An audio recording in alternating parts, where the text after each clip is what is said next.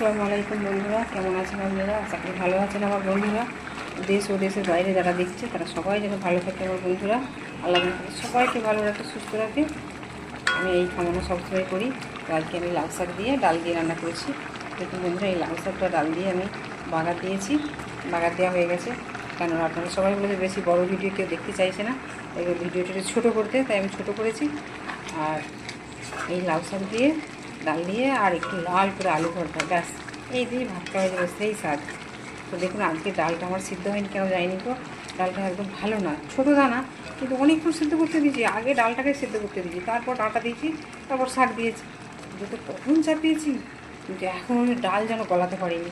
দেখেন কেমন দাগড়া দাগড়া হয়ে রয়েছে, বুঝছো?